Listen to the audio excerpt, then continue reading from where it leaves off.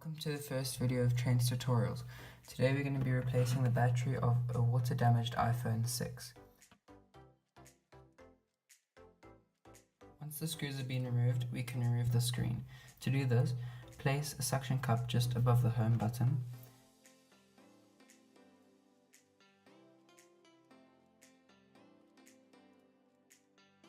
As you can see, this iPhone has been severely water damaged.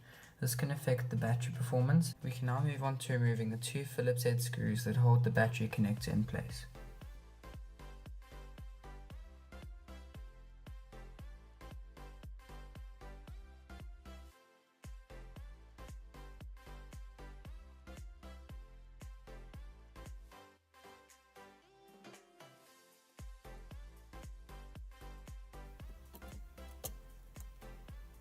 Using a spudger, remove the battery connector. The battery can now be removed from the phone. Check the connector for any signs of debris.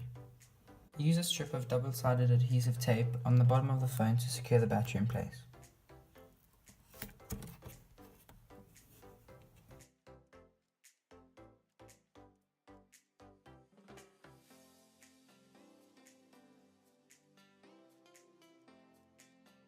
The ribbon connector can now be connected to the motherboard.